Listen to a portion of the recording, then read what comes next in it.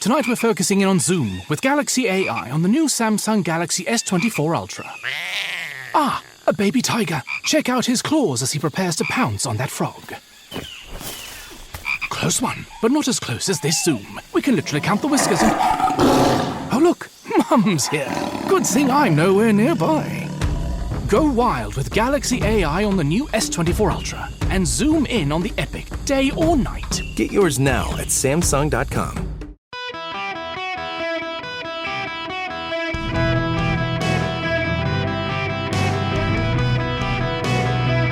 Welcome to the Eric Erickson Show podcast, Hour 2. Greetings, America. Welcome. It is Eric Erickson here. The phone number is 877-973-7425. If you want to be on the program, phone lines are open and operators are standing by. So I filled in on my flagship station, WSB, last night for my buddy Mark Aram, who was doing the morning show. And those of you who call this program are aware that my call screener demands a certain caliber of call for this program. You can't just call in and get on. Now, in full disclosure, I've had call screeners in the past who just let anybody on. And remember the Obama phone thing? When Obama was president, there was the Obama. It turns out it's true. And I know it's true in that calls after like 10 p.m. were free, because after 10 p.m., I started out on radio 9 to midnight. And after 10 p.m., everyone who called was drunk. It was the craziest thing. We had to set some standards. And my call screener is Bo Snerdley trained and has a high standard for who gets on the program. Well, I thought he did. Last night, the call screener on the local show wasn't letting anybody on. I just thought it was fantastic. He'd put these notes like, nope, not relevant. Nope, not a good caller. Nope, can't understand him. Nope. It was great. And I got to talk, which is what I like to do. I was impressed. All right, I got to move on. You know, there is a method to the madness, by the way. If you do want to call in and be on the program, don't want to dissuade you or discourage you from calling, but you would be amazed at the number of people who want to call a talk radio show and they want to talk about a topic that isn't relevant to anything under the sun that we're not even talking about. It's not even in the news, just random stuff. That's what Fridays are for. Your job is to ask a question and make me look good. But it's people feel entitled. Don't feel entitled when you call here. Feel humbled. Now, we got to talk about the economy. I want to talk about this yesterday. Allow me to read you just a series of headlines. These are unrelated stories. The first is the Wall Street Journal. A tale of two housing markets. Prices fall in the West while the East booms. In an unusual pattern, the 12 major housing markets west of Texas plus Austin saw home prices fall in January, while the opposite happened in the rest of the country. Second, from Wolf Street, battle for deposits. Tired of getting screwed by banks, people yanked their cash out, forcing banks to pay higher interest rates. Treasury yields are a mess, though. Next story from CNBC. With 62% of Americans living paycheck to paycheck amid inflation, more people have a side job. Next headline. This is from The Hill.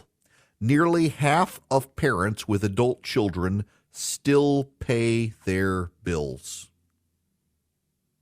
And now I bet if I go to Bloomberg, there's going to be something else. Where is it? I'm scanning. Yep, here we go.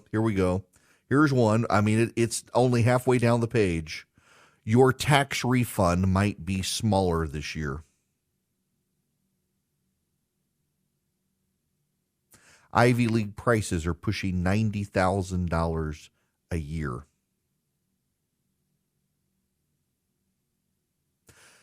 So let's tie all these things together, because these are all completely unrelated headlines. We are living in uncharted territory economically, and I want to explain to you what's happened. For most of the last century, well, from the rise of the Federal Reserve and the Federal Reserve setting interest rates, interest rates have been between 4 and 5%. That is the historic norm for interest rates in this country, has been 4 to 5%. But in the last several years, really since 2009 and the housing crash then and the economic turmoil then, interest rates went lower and lower and lower and lower and ultimately bottomed out. A lot of people were able to refinance their house. I'm one. My mortgage rate, I think, is like 2.75% or something. I got a car in 2019. Got a new car. No. When was it? It was in 2021. Got a new vehicle in 2021. Have a Yukon Denali. The interest rate on my vehicle is 0.75%. 0.75%. Try to find one right now. You're getting 6-7% maybe. Credit card interest rates are going up. I raised this not to brag about my low interest rates because I'm not alone. Many Americans are in the same boat as me. They refied their houses and stuff, got incredible rates. I know some people who have interest rates that like lower than mine. I thought I got like the best deal out there. Nope. Others got even better deals. But the moral of the story there is that we were not in normal times. We were in times with exceedingly low interest rates because of the economic turmoil from 2009 and the spillover effect. And then we had COVID and everything shut down and the Federal Reserve kept lowering interest rates to try to stimulate economic growth. And then the government started spending so much, inflation got high. But here's the bottom line. We are in times now that are supposed to be normal.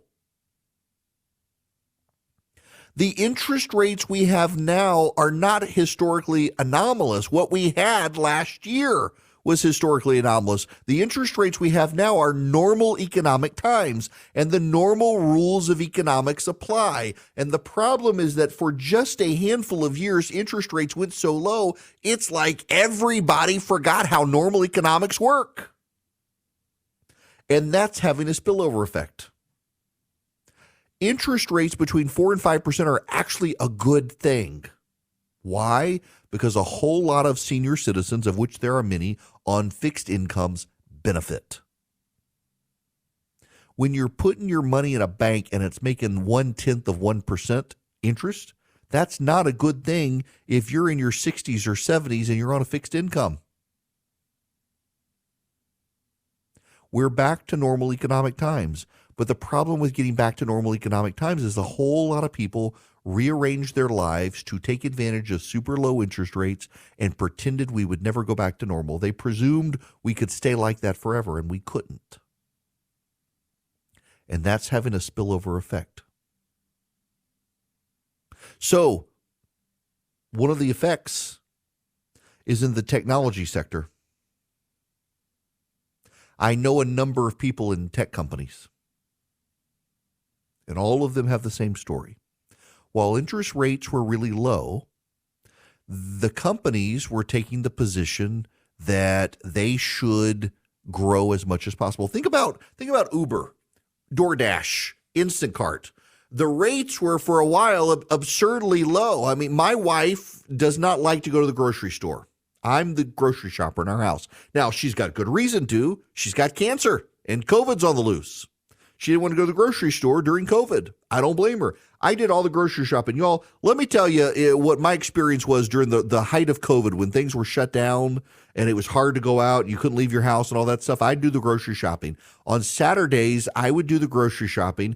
And there were sometimes I would have to go to 5 grocery stores to get all the stuff we needed because every grocery store was out of random things. Remember that? They were all out of toilet paper. They were all out of paper towels.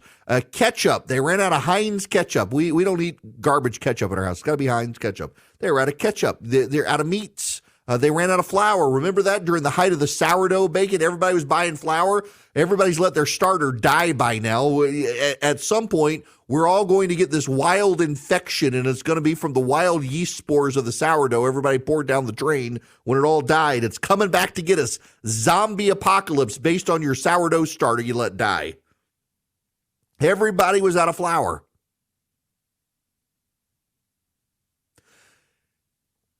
And so I was going to grocery store after grocery store after grocery store. You would constantly come into contact with hoarders.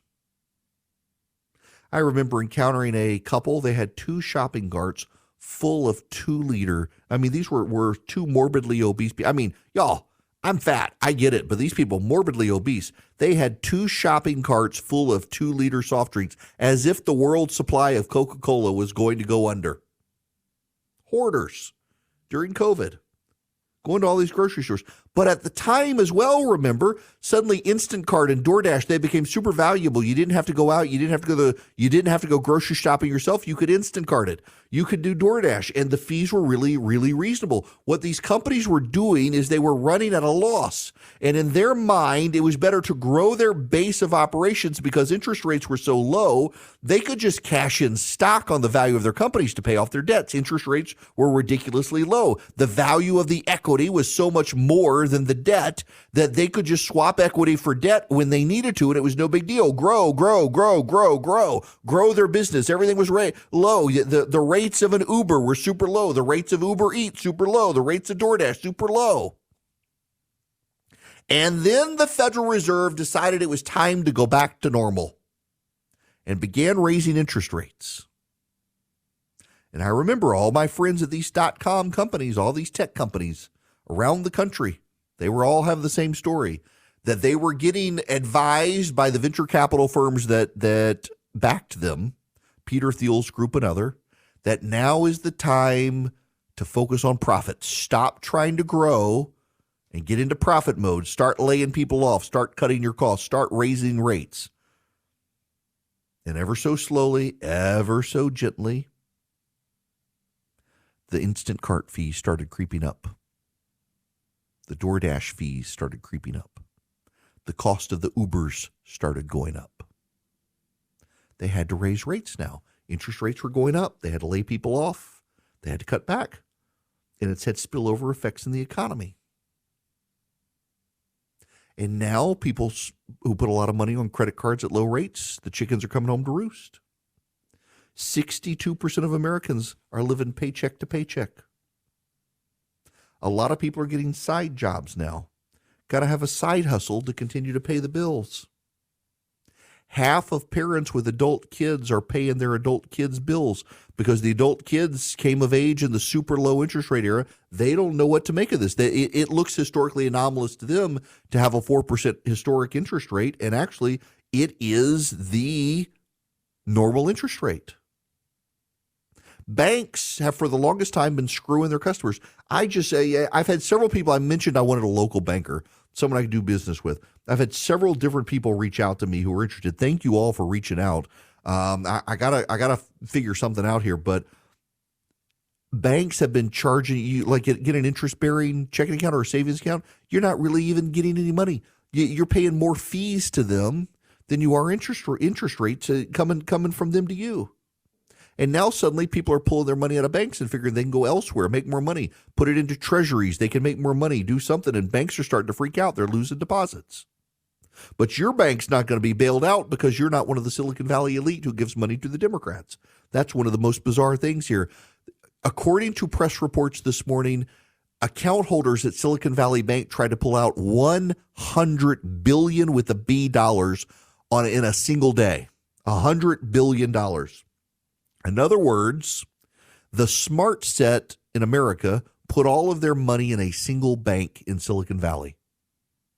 And they have the audacity to tell you they should be bailed out, but you and your credit union shouldn't. These all have spillover effects into politics, does it not? You can see a Republican running a populist campaign in 2024 against the depositors of Silicon Valley Bank. You can see a Republican running a populist account against the big businesses of America. It's going to happen.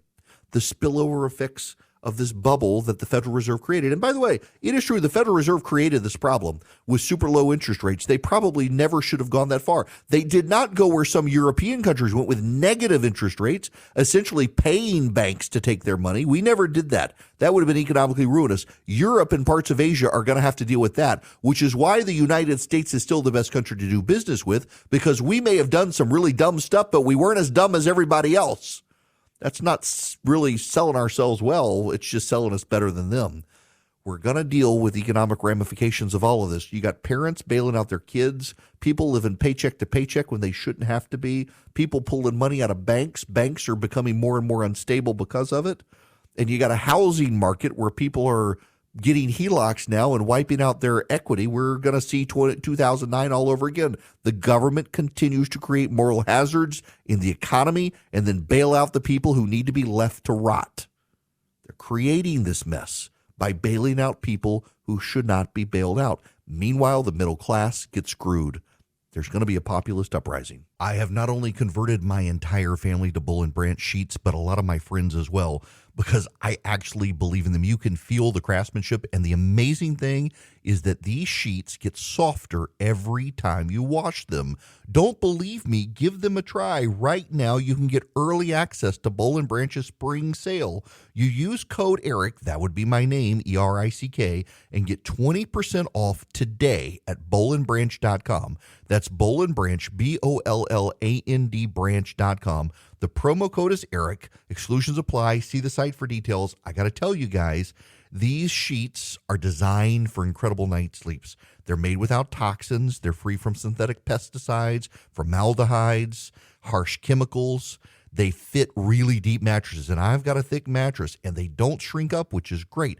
Take care of the sheets take care of you, and you get a 30-night risk-free guarantee with free shipping and returns on all U.S. orders. And right now, use code ERIC to take 20% off today at bowlandbranch.com. That's BOLLAND branch.com, promo code ERIC. June 5th, it'll be a birthday present for me, Apple, announcing the Worldwide Developer Conference, June 5th. I'm sure none of you care, but I care greatly. And what is the name of this show?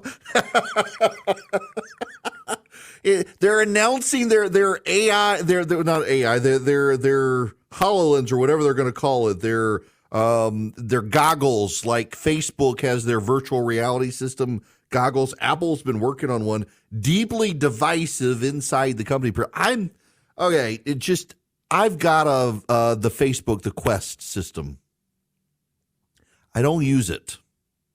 I have used it to watch a movie. It was kind of cool the way the movie, it was like giant movie theater screen right there in your eyes. But I don't see the practical utility of these devices. And the one that Apple is allegedly coming out with, going to have an external battery pack. It's going to have to be connected to it. It still only lasts a few hours.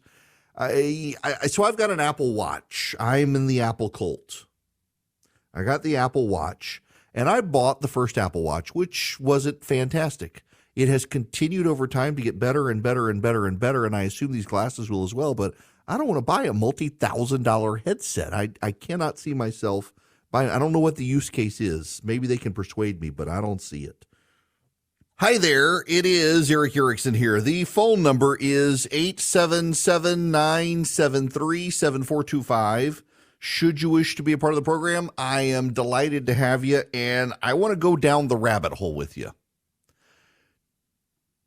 Normally when I talk about the news, it is the big overarching headlines, not just politics. There's culture in there as well. There's world events.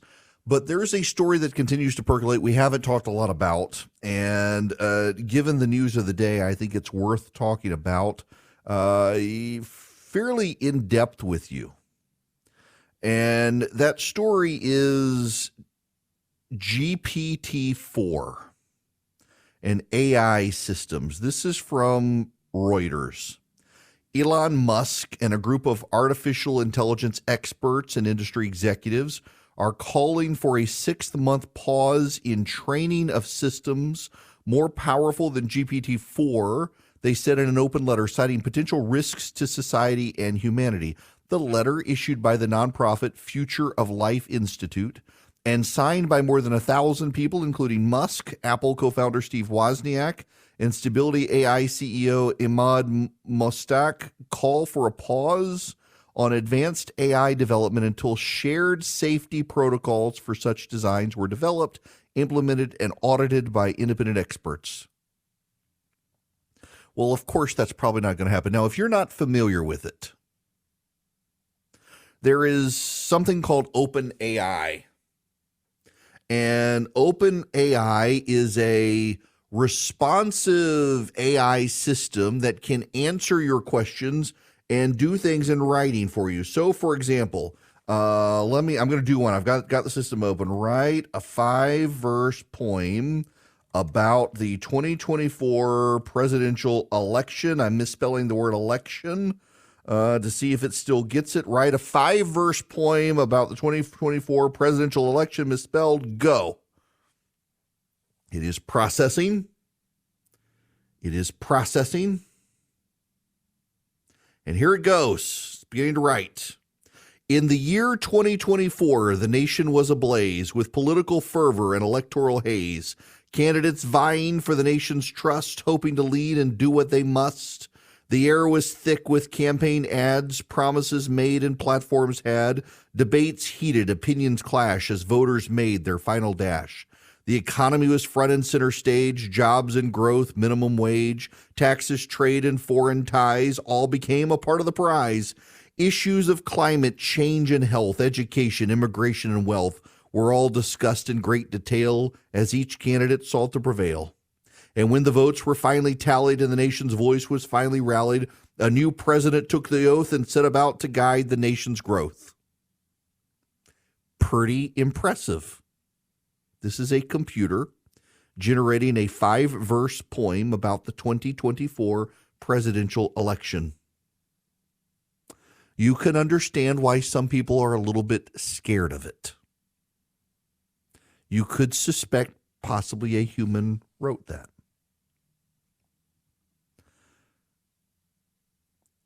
Explain to me in 200 words how a plane lifts off from the ground. An airplane lifts off from the ground by generating enough lift to overcome the force of gravity. The lift is generated by the wings, which are specifically designed to produce lift when air flows over them. As the plane moves forward on the runway, the wings create a low-pressure area above them and a high-pressure area below them. This pressure difference creates an upward force, which we call lift.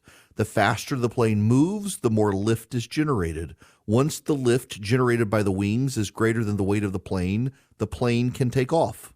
To generate lift, the shape of the wing is crucial. The top surface of the wings is curved, while the bottom surface is mostly flat.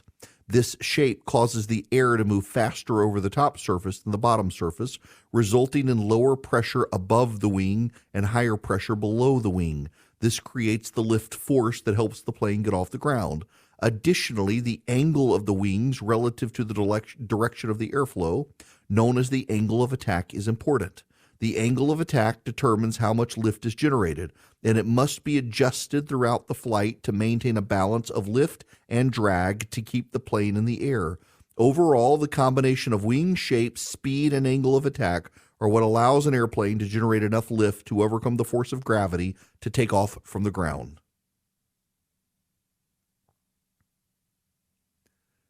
So, what does all of this mean?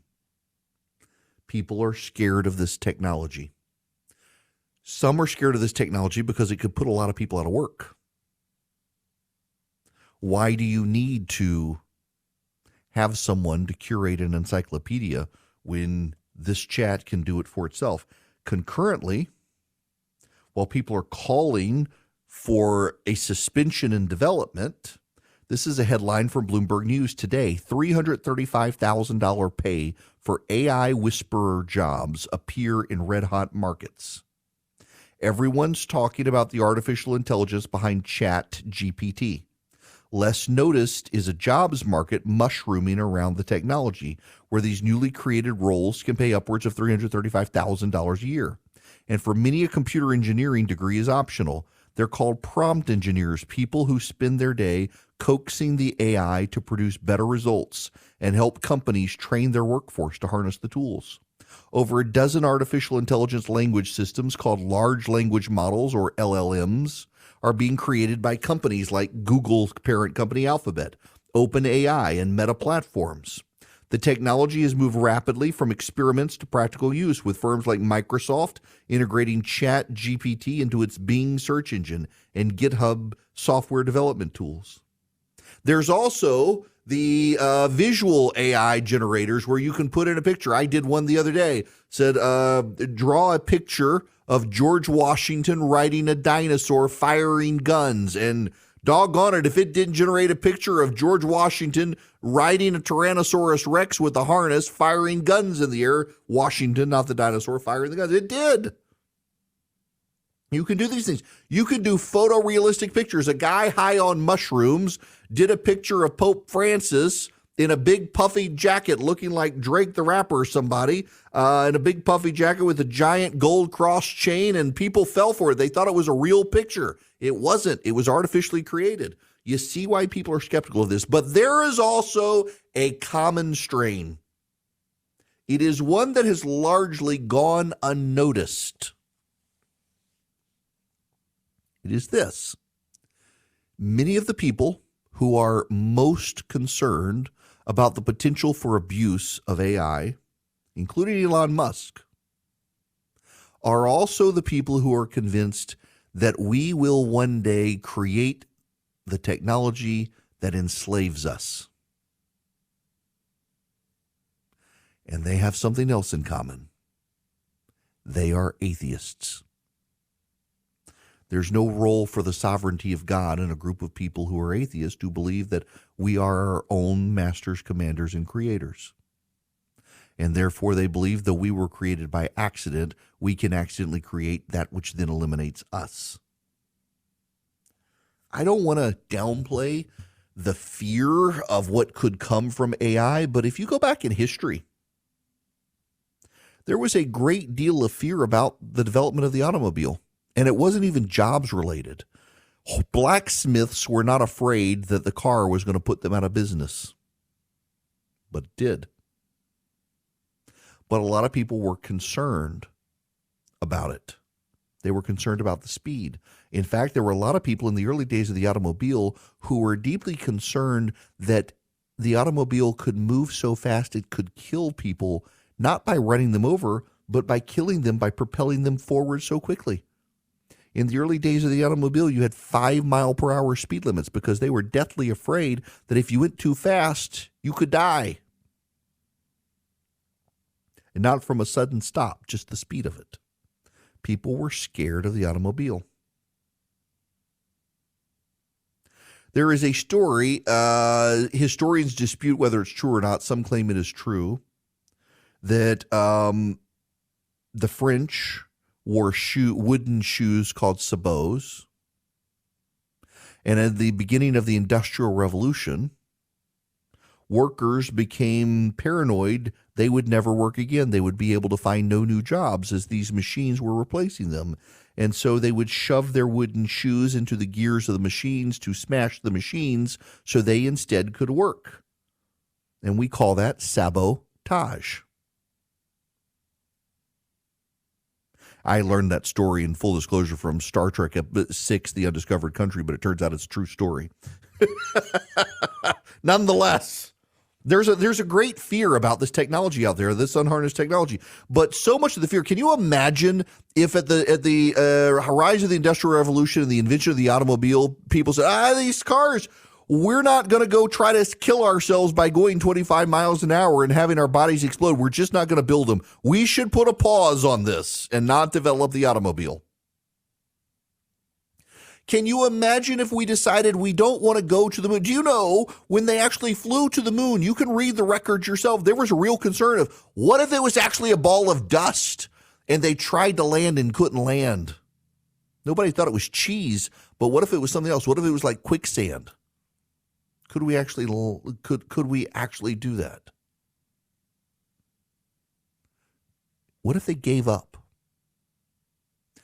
Every tool that is invented, including, as we know in the last 48 hours, the gun, can be used for terrible things. There's already proof cases of the deep fake videos being used for revenge pornography, producing violently pornographic clips of individuals that appear to be real as a way to get revenge. AI is going to be abused, but you can't put the genie back in the bottle. It's going to be abused, but it could also probably save lives. I am deeply concerned about kids using Open GPT to cheat. There's already memes developing of showing people dying because their doctor cheated through medical school using these AI interfaces. It's a real concern. These are legitimate issues to be worried about, but putting a pause on it now by the very same people who think that our robot overlords are going to be created to enslave us. You know, one of the very first stories outside the Garden of Eden after the flood is the story of the Tower of Babel. The people decided that they themselves were the gods and they could build a tower into heaven, and God confused them all and broke up the languages and spread them across the earth. I just look at the world differently because I do believe in the sovereignty of an actual creator, and we are not. And we, in the history of humanity, get ourselves into holes and trouble when we forget that we are not in charge. We are maybe stewards of something, but at the end of the day, we're not the creators. We are the created. And if we keep that perspective and humble ourselves, it's interesting to me when you read the list of people from Elon Musk to others. These are some of the most arrogant people on the planet who are scared of this technology. Maybe they're scared of themselves and what they might do with it. There's no reason for us to hit the brakes on this technology. We're not going to be able to hit the brakes on this technology. This technology is going to be deployed, and we should probably do a better job, not of pausing the technology, but of growing our ability to discern what is and is not true, because it's ultimately on us and we're not going to stop it. But we should not let fear be the generator of this advance in technology, because that tends to be when things go off the rails. My buddy Matt just texted me, said actually what it was is they were afraid with the advent of the automobile that if you exceeded 30 miles an hour, your blood would boil. And yet, here we are. Thus it will be with artificial intelligence. There's no reason for us to be irresponsible with it, but there's also no reason for us to be so scared of it we can't figure out a way forward, because the genie is already out of the bottle. The horse has left the gate. Someone is going to use it for nefarious purposes, but I suspect it could be used for a great many good purposes too, if we stopped being scared and just went forward with a little bit of humility. That's the part that frightens me. I don't know that people are very much capable of using humility these days, and that's what they need to do. Now, I will humble myself and pause here and tell you about the Eden Pure Thunderstorm. You can get 3 of them for less than $200, save $200, and get free shipping if you go to EdenPureDeals.com. Today, EdenPureDeals.com. You put in the discount code ERIC on the front page of the site, ERICK. You can get 3 of them for less than $200. What do? Well, they're air purifiers. They get rid of the dust and the pollen. They use electrostatic plates, so you just wipe them out on occasion. You don't need a subscription to filters and things like that. But here's where they shine, and this is how I use them. They're odor eliminators. So, for example, I got cigar smoke in my car, and it smelled like a cigar. And I plugged in an Eden Pure Thunderstorm in my car. You can hold it in the palm of your hand. It's not maybe about 4 times the size of an iPhone. And plugged it in with a USB cord and fired it up, and it got rid of the smell. You cannot tell that a cigar had ever been smoked in my car. I use it in hotel rooms. If someone's been smoking in them or they're musty smelling, if I stay at an old hotel, just fire it up, walk away, come back, and they wipe out the odor. You can get 3 of them, one for upstairs, one for downstairs, your basement, your RV, travel bag like I do. And all you do is go to EdenPureDeals.com. You put in the discount code ERIC on the front page of the site, and boom, you get 3 of them for less than $200. EdenPureDeals.com. Discount code is ERIC. Hi there, welcome. It is Eric Erickson here. The phone number is 877-973-7425. If you want to be on the show this hour, brought to you by First Liberty Building and Loan. Wherever you are nationwide, they can help your business grow. You need access to loans, $750,000 or more from a lender. First Liberty might be able to get you to yes, where a lot of banks are telling people no. Reach out to them, firstlibertyga.com, firstlibertyga.com. A lot of opinions in citing Michael Crichton and others. I see the potential for this AI stuff to run amok, but I think it's going to be the arrogance of people in charge who aren't suddenly, even after a 6-month pause, going to not be arrogant about it. We'll see where it all goes. Then a solar flare will come and wipe out the power grid, and there goes your AI. One issue, random issue. I see my friend Bethany is putting up this article of a woman on a flight to Tokyo who had a window seat, and another person's toddler was sitting in the middle seat, while the mother of the toddler was sitting right behind the toddler, the next row back, also in the middle seat. And the woman in the window seat said she was outraged when the mother asked to take the window seat on this 8-hour flight to Japan in or trade with the middle seat, and she refused. And so she had this unaccompanied toddler sitting next to her the entire flight, I'm sure making her miserable, wanting her mom. Can I just say everyone in this situation is in this situation because of the travel company or the plane, the airline. Joe Biden wants a law that says parents have to be allowed to sit with their children. And I think he's right on this. I'm not big on government regulation and government laws, but it's kind of nonsensical to me that an airline will make you pay a penalty for the privilege of you sitting next to your toddler as opposed to a stranger sitting next to your toddler. That's absurd to me. And I realize why they're doing it, super discounted seats and stuff. But at this point, I kind of think there should be bipartisan consensus in Congress for a law that says you got to be able to sit next to your children. The idea of separating parents from their children, particularly at a time, we've all heard the stories of inappropriate touching of your kids and child molesters and pedophiles. You got to be able to sit next to your kid on a plane. And if it takes Congress passing a law to force the change instead of the airlines self-regulating, it needs to happen.